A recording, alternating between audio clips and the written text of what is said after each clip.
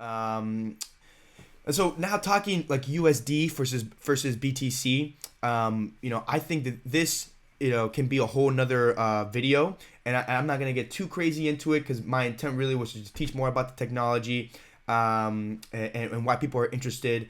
And so maybe I'll make like a specific video on this, but so I really just want to try and share some general questions that are I think relevant now.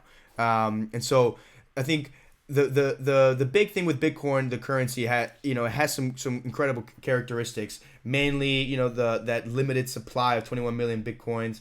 But the main characteristic is that it cannot in any way be manipulated by the managers of this network, right? So in the past, to bring in more gold to the market, miners had to dig into the earth and they had to distribute it, right? And that was the old version of proof of work, essentially.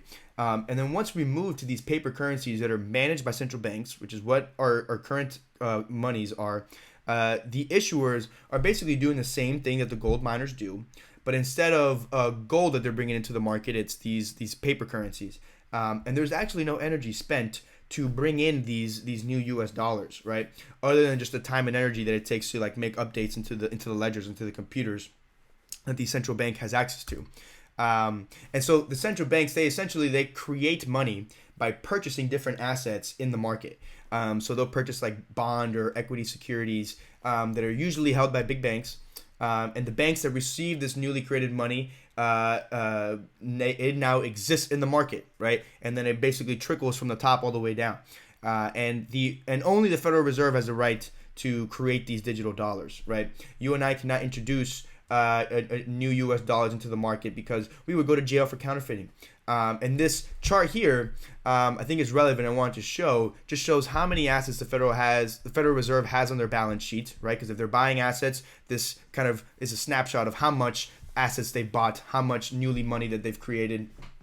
And it shows how in March of 2020, the Federal Reserve created trillions of dollars by buying a ton of assets from banks. And they did this because COVID, the ramifications of COVID, there's a lot of fears that it would cause a cascading amount of liquidations just all across the board on different credit markets, because just people were going to default on their loans, not being able to pay back their loans, and it would have wiped out a ton of value.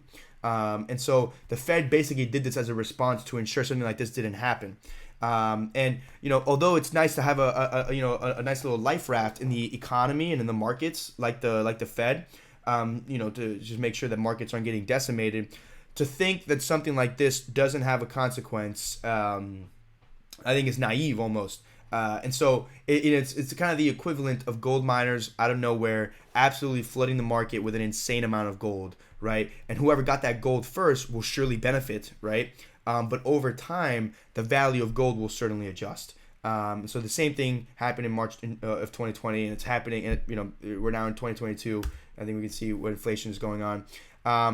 But before I wrap it up on Bitcoin, it is important to say that although the open infrastructure is incredible, that anybody can plug into, it has some disadvantages when it comes to just serving as kind of like a true peer-to-peer payment system. And I'll try and put some articles that are kind of dogging on Bitcoin. I think it's important for you to get both sides of the coin. And so, as the Bitcoin network grew and got more crowded, it got slower, more expensive to use. Because you have to wait for those nodes to agree on the next page of the ledger, it takes time for the transactions to settle. It's not instant. So although it can be great for sending maybe huge payments, and cross-border payments, it's not really ideal for like buying coffee every day. And so I know that there is steps being taken to kind of address this with like different L2 solutions, layer 2 solutions, a bunch of different people working hard to try and make it so that it can be a true peer-to-peer payment system. But I don't know if it's quite there yet in terms of adoption or where everyone's using it. So another downside to, obviously the Bitcoin currency itself is very volatile, just as the market is trying to figure out what this should be priced at, as more network participants join and leave. So it doesn't really make that good of a unit of account like the US dollar. But on the other hand, the US dollar is also, subject to pretty inflationary monetary policies. Although it's a nice unit of accounts and we don't see it changing in our accounting books, the value of the US dollar is certainly changing. And the trust that we place in these central issuers to not debase the currency has been breached historically. And I think that's becoming way more relevant now since it has since maybe the 70s, which is the last time the U.S. experienced like a hyperinflationary period with the U.S. dollar. So I think I'm starting to kind of wrap up now this whole thing with Bitcoin. I think Bitcoin with a capital B.